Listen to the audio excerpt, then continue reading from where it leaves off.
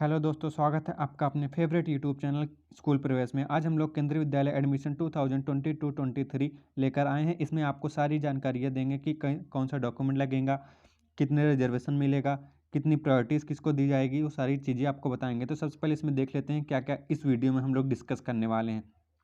तो सबसे पहले एलिजिबिलिटी देखेंगे, पात्रता देखेंगे, कौन सा बच्चा एलिजिबल है इसमें एडमिशन लेने के लिए। उसके बाद देखेंगे हम लोग उम्र, एज लिमिट, कौन से बच्चे का कितना एज रहना चाहिए किस क्लास में एडमिशन लेने के लिए, वो हम लोग इसमें देखेंगे। और किसको कितना रिलैक्सेशन मिलता है वो भी देखेंगे। ठीक, नेक्स्ट देखेंगे हम लोग दस्तावेज, डॉक्यूमेंट्स, कौन कौन सा डॉक्यूमेंट लगेगा। ठीक है, वो भी हम लोग इसमें देखेंगे कि ताकि आप लोग पहले से इन डॉक्यूमेंट के बना के रखेंगे तो आपको बाद में परेशानी नहीं होगी। नेक्स्ट देखेंगे हम लोग आरक्षण, रिजर्वेशन, आरक्षण किसको कितना मिलेगा, वो कितना परसेंट देता है केंद्रीय विद्यालय, वो सारा हम लोग देखेंगे। फिर देखेंगे प्रायोरिटीज़, प्राथमिकता, किसको कितनी प्राथमिकता मिलती है वो हम लोग देखेंगे, किस हिसाब से प्राथमिकता किसको कितनी दी जाती है वो भी हम लोग देखेंगे इसमें। चलिए स्टार्ट करते हैं। सबसे पहले हम लोग एलिजिबिलिटी, पात्रता। तो सभी बच्चे जिनके पास सारे वैध दस्तावेज हों, तो केंद्रीय विद्यालय में सारे बच्चे एडमिशन ले सकते हैं जिसके पास सारे वैलिड डॉक्यूमेंट हो। जो केंद्रीय विद्यालय के वैलिड डॉक्यूमेंट जिसके एडमिशन के लिए चाहिए उसको, अगर आपके पास उन डॉक्यूमेंट है वो डॉक्यूमेंट तो आप वैलिड हैं, आप एलिजिबल हैं उसमें केंद्रीय विद्यालय में एडमिशन लेने के लिए। नेक्स्ट क्या है, बच्चे का उम्र 5 या उससे अधिक हो। इसमें इस 5 साल क्यों बोला है, क्योंकि 5 साल से नीचे का बच्चे का एडमिशन केंद्रीय विद्यालय में हो नहीं सकता, क्योंकि क्लास 1 से ही केंद्रीय विद्यालय स्टार्ट होता है, उससे नीचे केजी, पीजी, नर्सरी वगैरह केंद्रीय विद्यालय में नहीं होते हैं। इसलिए 5 साल से ज़्यादा बच्चे का उम्र रहेगा तभी एडमिशन ले सकता है। ठीक, तो आप लोग को एलिजिबिलिटी पता चल गई। नेक्स्ट क्या देखते हैं हम लोग, उम्र, as rules.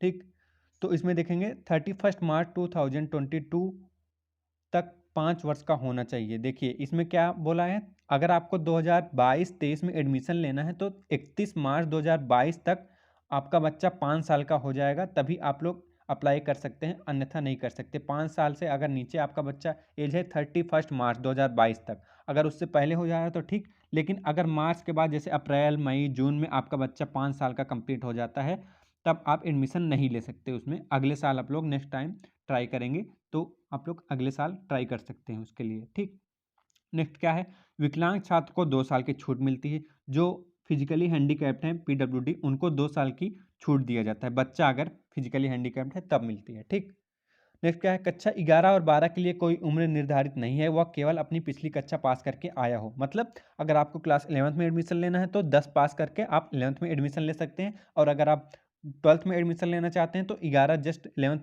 Class pass out होके 12th में एडमिशन ले सकते हैं। तो उसके लिए कोई एज नहीं है, बट आपको 10th पास आउट करके ही 11th में एडमिशन मिलेगा और 11th पास करके ही 12th में एडमिशन ले सकते हैं।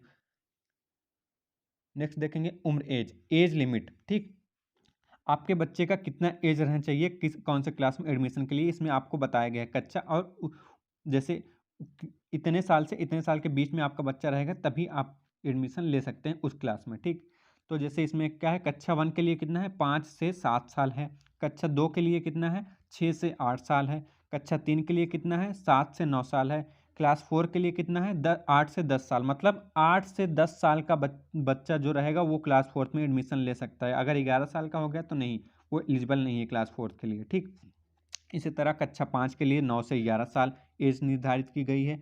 कक्षा 6 के लिए 10 से 12 साल निर्धारित है। कक्षा 7 के लिए 11 से 13 साल है। कक्षा 8 के लिए 12 से 14 साल है। कक्षा 9 के लिए 13 से 15 साल है। और कक्षा 10 के लिए 14 से 16 साल है। ठीक, तो ये इसमें क्लास 1 से लेकर 10 तक दिया गया है। 11th में जैसा कि मैंने पहले ही बताया कि 11th में अगर आपको एडमिशन लेना है तो 10 पास आउट होकर जाएंगे तो आप 11th में एडमिशन ले सकते हैं। उसी तरह से अगर आपको 12th में एडमिशन लेना है तो अगर आप लोग क्लास 11th पास आउट हो गए हैं, जिस भी साल में आपको कोई वो नहीं है, अगर आप क्लास 11th पास आउट हो गए हैं, आपका साल कोई सा भी हो, तो आप 12th में एडमिशन ले सकते हैं। तो उम्मीद है आपको ये समझ में आ गया होगा। नेक्स्ट देखते हैं दस्तावेज, कौन कौन से डॉक्यूमेंट्स लगेंगे। जो डॉक्यूमेंट्स मैं आपको बता रहा हूँ कृपया उसको पहले से ही बनवा के रखें, क्योंकि बाद में बहुत ज़्यादा हड़बड़ाहट ना हो, इसलिए आप लोग पहले से ही बनवा लेंगे। तो सबसे पहले हम देखेंगे जन्म प्रमाण पत्र। तो जन्म प्रमाण पत्र तो एकदम कंपलसरी है, बनवाना ही है, बर्थ सर्टिफिकेट बनवाना ही है, उसके बिना आपके बच्चे का एडमिशन नहीं हो सकता, तो ये आप लोग बनवा लेंगे। ये आपको हॉस्पिटल से भी बना के देते होंगे जब आपका बच्चे का जन्म हुआ रहता है। ठीक, नेक्स्ट क्या है, पासपोर्ट साइज फ़ोटो। ठीक है। फ़ोटो आपके बच्चे का लगेगा, वो आप लोग पासपोर्ट साइज़ फ़ोटो खिंचवा सकते हैं आप लोग कहीं भी जाके स्टूडियो में। नेक्स्ट क्या है, निवास प्रमाण पत्र, रेसिडेंट प्रूफ। आपको रेसिडेंट प्रूफ देना पड़ता है कि मेरा ये निवास है। आप लोग अगर जैसे ये आप लोग तहसील से जाके बनवा सकते हैं, अगर आप लोग रेंट पे रहते हैं तो रेंट एग्रीमेंट भी लगा सकते हैं यहाँ पे, ठीक। नेक्स्ट क्या है, जाति प्रमाण पत्र, दिव्यांग प्रमाण पत्र, SC ST OBC NCL, physically handicap, ठीक। इनका भी सर्टिफिकेट आपको देना पड़ता है अगर आपको रिजर्वेशन की फ़ायदा लेना है। आपको अगर रिजर्वेशन लाभ उठाना है तो आप लोग SC ST OBC का सर्टिफिकेट या फिजिकली हैंडीकैप जो बच्चे हैं उनका सर्टिफिकेट भी बनवा के रख लेंगे तो आपका रिजर्वेशन का फ़ायदा मिलेगा, ठीक है। Mobile number, valid mobile number होना चाहिए जिस पे आप लोग का OTP और जो कुछ भी काम ज़रूरत चीज़ें आपको बताई जाएगी। अगर आपका बच्चे का एडमिशन हो गया है तो आपको कॉल करके भी यही मोबाइल नंबर से बताया जाता है। तो आप लोग वैलिड मोबाइल नंबर देंगे जिस पे OTP वगैरह भी आता है। आप लोग अपने एप्लीकेशन फॉर्म फिल करते समय उसी पे OTP आएगा, ठीक। नेक्स्ट क्या है, email ID, valid email ID होना चाहिए आपके पास जिस पे आपका जैसे वो सिलेक्शन सर्टिफिकेट वगैरह जैसे वो रहता है ना, लेटर वगैरह आता है कि आपके बच्चे का एडमिशन हो गया तो वैलिड ईमेल आईडी पे आपको फॉरवर्ड कर देते हैं वो सब। तो वो लोग भी आप लोग वैलिड ईमेल आईडी ही देंगे, ठीक। नेक्स्ट देखेंगे और कुछ डॉक्यूमेंट है जिनको आपको देखना पड़ेगा अगर आपको और लाभ उठाना है तो, जैसे आर्थिक रूप से पिछड़ा वर्ग, गरीबी रेखा के नीचे जीवन यापन। EWS अभी सरकार ने जल्द ही लागू की है, उसको भी बनवा सकते हैं आप लोग। अगर आपका इनकम साल भर का 7 लाख से कम होगा तो आप लोग का इनकम वो भी बन जाता है EWS। और BPL भी आप लोग बनवाए होंगे तो उसको भी लगा सकते हैं, तो इसको आप लोग को रिजर्वेशन में ज़्यादा लाभ मिल सकता है, ठीक। इकलौती लड़की का प्रमाण पत्र, सिंगल गर्ल चाइल्ड एफिडेविट, अगर आपकी एकलौती बेटी हो तभी ये सिंगल गर्ल चाइल्ड प्रमाण पत्र बनवाना रहता है। इसमें एक आपको एफिडेविट जाके तहसील से बनवाएंगे तो आपको बना के दे देगा कि मेरी एक ही एकलौती संतान है वो भी बेटी, तभी आपको प्रायोरिटीज़ भी मिलती है इसमें और आपके बच्चे का एडमिशन होने के चांसेस बढ़ जाते हैं। नेक्स्ट क्या है, स्थानांतरण प्रमाण पत्र, ट्रांसफ़र सर्टिफिकेट पेरेंट्स का लगता है, माता या पिता का, कि आप लोग कितने ट्रांसफ़र हुए हैं। जैसे कोई भी आप लोग जॉब करते हैं तो उसमें आपको कितना ट्रांसफ़र मिला है वो आपको इसमें बताना पड़ता है, ये सर्टिफिकेट बनवाना पड़ता है, ठीक। लगाएंगे तब आपको प्राथमिकता दी जाती है इसमें भी, ठीक। नेक्स्ट क्या है, सेवा प्रमाण पत्र, सर्विस सर्टिफिकेट, मतलब आप कौन से सर्विस में काम करते हैं उसका सर्टिफिकेट देना पड़ेगा कि मैं गवर्नमेंट एम्प्लॉय हूँ, प्राइवेट सेक्टर में काम करता हूँ, या स्टेट गवर्नमेंट हो, सेंट्रल गवर्नमेंट हो, ये आपको सर्टिफिकेट भी लगाना पड़ता है।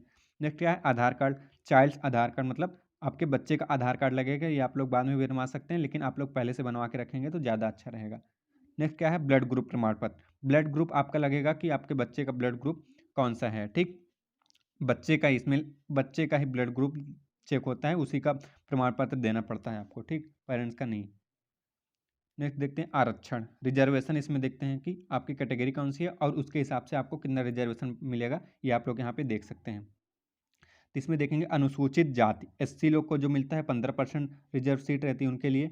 फिर अनुसूचित जनजाति ST लोग को जो रहता है वो 7.5% मिलता है उनको, ST लोग को 7.5% रिजर्वेशन मिलता है एडमिशन में, ठीक। नेक्स्ट क्या है, अन्य पिछड़ा वर्ग OBC जो NCL रहते हैं, नॉन क्रीमी लेयर, उनको 27% दिया जाता है आरक्षण। ये सारे KV में लागू रहता है, ठीक। नेक्स्ट देखेंगे दिव्यांग वर्ग, PWD, पर्सन विथ डिसेबिलिटी जो रहते हैं उनके लिए 3% सीट रिजर्व रहती है सारे KV स्कूलों में, ठीक। नेक्स्ट क्या है, वंचित समूह, ये अभी RTE है जो 25% रिजर्व रहती है सीट इनको, इनके लिए यहाँ पे RTE में जो BPL वगैरह जो रहता है उनके हिसाब से मिलता है, तो ये RTE से भी एडमिशन के चांसेस बढ़ जाते हैं। तो अगर आपका है कुछ डॉक्यूमेंट ऐसा तो आप बनवा ले जाके, जिससे आपको ज़्यादा फायदा मिलेगा, ठीक। नेक्स्ट देखेंगे प्राथमिकता, प्रायोरिटीज़, इसमें हम लोग देखेंगे किसको कितनी प्राथमिकता दी जाती है। तो सबसे पहले है children of central government employ and children of ex serviceman, जो सेंट्रल गवर्नमेंट एम्प्लॉय होते हैं जैसे रेलवे वगैरह हो गए उसके बच्चे के, और एक्स सर्विसमैन जो होते हैं सैनिक वगैरह उनके बच्चे को सबसे पहली प्राथमिकता मिलती है, सब फर्स्ट प्रायोरिटी में उनको रखा जाता है, उनके बच्चे को सबसे पहले एडमिशन दिया जाता है। फिर आते हैं children of central government PSU autonomous body employ institute of higher learning employ of the government of India, जो इंडिया के ऑटोनोमस बॉडी है, जैसे कुछ इंडस्ट्री वगैरह होते हैं जो सेमी गवर्नमेंट रहते हैं, आधे गवर्नमेंट की तरफ से भी और प्राइवेट दोनों तरफ से जो रहते हैं, जैसे IITs वगैरह हो गए, वो हो गए, और सारे जो बड़ी बड़ी इंडस्ट्रीज़ हैं उसमें आप लोग देखेंगे, आप लोग पता करेंगे तो आपको पता चल जाएगा कि ऑटोनोमस है या फिर नहीं, या गवर्नमेंट है। तो उसमें अगर ऑटोनोमस रहता है उनके बच्चे को सेकेंड प्रायोरिटीज़ दी जाती है। फिर थर्ड प्रायोरिटीज़ होते हैं children of state government employ, जो स्टेट गवर्नमेंट के एम्प्लॉय होते हैं उनके बच्चे को थर्ड प्रायोरिटीज़ मिलती है। फिर फोर्थ में मिलता है children of state government PSU autonomous body of employ institute of higher learning employ of state government. फिर जो स्टेट गवर्नमेंट के ऑटोनोमस बॉडी होते हैं, जो ऑटोनोमस होती हैं, जो सेमी गवर्नमेंट होते हैं स्टेट गवर्नमेंट की तरफ से, उनके बच्चे को फोर्थ प्रायोरिटीज दी जाती है। फिर उसके बाद fifth priority children of any other category like private sector businessman farmer etc. ठीक, उसके बाद जो बच जाते हैं जो प्राइवेट सेक्टर में काम करते हैं, खुद का बिजनेस हो, जो फार्मर हो या कुछ अपना कुछ करते हो, जो ना तो गवर्नमेंट हो ना फिर सेमी गवर्नमेंट है, उनको फिर फिफ्थ प्रायोरिटीज दी जाती है। तो इस तरह से प्रायोरिटीज एक के बाद मिलती है एक को। तो उम्मीद है आपको ये सारे चीज़ें समझ में आ गया होगा। अगर आपको आ गया होगा तो आप लोग लाइक कमेंट ज़रूर कर दीजिए और हमारे चैनल को सब्सक्राइब कर लेंगे, तो बाद में मैं आपको कब एग्ज़ाम फॉर्म आएगा उसके बारे में बताऊंगा, और आगे प्रायोरिटीज़ के बारे में अगर आपको कुछ कन्फ्यूज़न हो तो उसके बारे में भी कमेंट करके हमसे पूछ सकते हैं। हम आगे भी इस तरह की वीडियो बनाएंगे जिससे आप लोग को ज़्यादा कन्फर्म होते रहेगा। Thank you so much for watching.